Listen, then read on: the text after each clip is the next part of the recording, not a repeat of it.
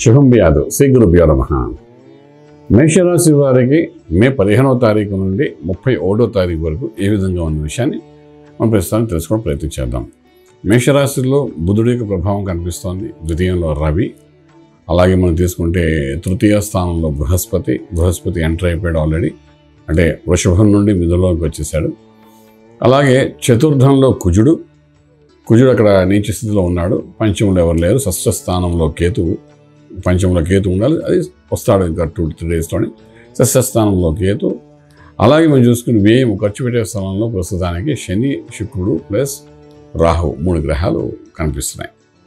ఇలా ఉన్నప్పుడు మేషరాశి వారికి 15 రోజులు ఆరంభం చూస్తే ఆర్థిక విషయానికి వచ్చినప్పుడు మాత్రం మేషరాశి వారికి ద్వితీయ స్థానంలో రవి కూడా కొంచెం స్థితిగతులు బాగున్నాయి కాబట్టి, తృతీయంలో బృహస్పతి కూడా ఉన్నాడు కాబట్టి కొత్త ఉద్యోగ ప్రయత్నాలు మాత్రం చేయడానికి కొంచెం ఆలోచించండి. ప్లానింగ్ ప్రోగ్రామ్ వేయచ్చు, కానీ ఇంప్లిమెంటేషన్ చేసేటప్పుడు కొంచెం జాగ్రత్తగా ప్లాన్ చేయండి. ఇంప్లిమెంటేట్ చేసేటప్పుడు కానీ జాగ్రత్త లేకపోతే మిస్ఫైర్ అయ్యే అవకాశం ఉంటుంది. కరెక్ట్గా ప్లాన్ చేస్తే మాత్రం 20-25% హైక్స్తో ముందుకెళ్ళడానికి అవకాశం అయితే బాగా కనిపిస్తుంది.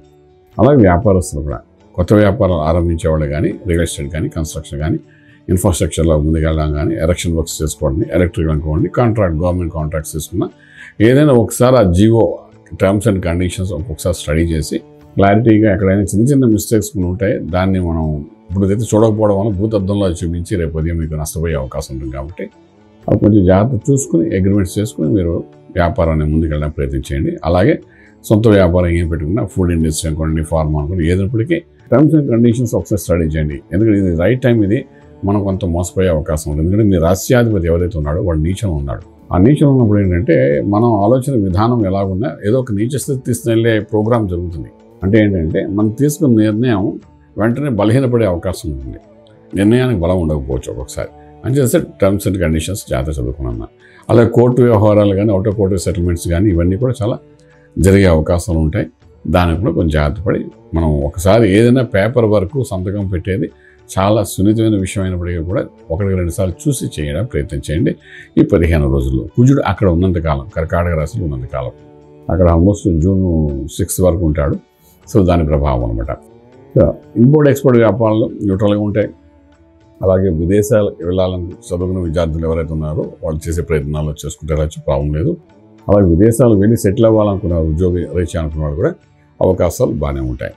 అలాగే విదేశాలు చదువుకుంటున్న విద్యార్థులకి ఉద్యోగరీత్యా చేసే ప్రయత్నాలు కూడా కొంత సఫలీకృతమయ్యే అవకాశం బాగానే కనిపిస్తుంది. ట్రేడింగ్ చేయడానికి అవకాశం అయితే ఇప్పుడు లేదు. లక్కీ నెంబర్ చూసుకుంటే నెంబర్ 3 పాజిటివ్గా పనిచేస్తుంది. అలాగే మనం తీసుకునేటప్పుడు ఏంటంటే ఇక యోగము, తర్వాత ఆరోగ్యము, తర్వాత మంత్రము అనే విషయానికి మనకు వచ్చినప్పుడు డెఫినెట్గా మంత్ర సాధన చేయాలనుకున్నప్పుడు సుబ్రహ్మణ్యేశ్వర స్వామి యొక్క ఆరాధన చేయండి. ఎందుకంటే నీచ స్థితిలో కుజుడు ఉన్నాడు కాబట్టి దాని ప్రభావం అనేది నిలువ పడుతుంది. కాబట్టి కుజుడు కర్కాటకంలో ఉన్నంత కాలము ఆ సుబ్రహ్మణ్య స్వామి యొక్క ఆరాధన చేసుకోవడం అనేటంటే డెఫినెట్గా కొంత పాజిటివ్ ఎనర్జీ వచ్చే అవకాశం ఉంటుంది. నిర్ణయంలో కొంచెం బలోపేతమయ్యే అవకాశం ఉంటుంది. అలాగే మీరు తీసుకునేటప్పుడు శుక్రుడు మీకు ఉచ్చస్థితిలో ఉండడము, అలాగే వ్యయంలో శని రాహులు ఇద్దరు కొంతకాలం ఉంటారు. రాహు తర్వాత మనకి లాభస్థానంలోకి వస్తాడు. అంటే సెకండ్ హాఫ్ ఆఫ్ మేలో కొన్ని బెనిఫిట్స్ వచ్చే అవకాశాలు మీకు బాగానే కనబడుతున్నాయి. ఇదేపటికీ సుబ్రహ్మణ్య స్వామి ఆరాధన చేసుకుని ముందుగానే వెళ్ళడానికి ప్రయత్నం చేస్తే రాజమార్గంలో రాజ్యం పొందగలుగుతారు. శుభం వ్యాధి.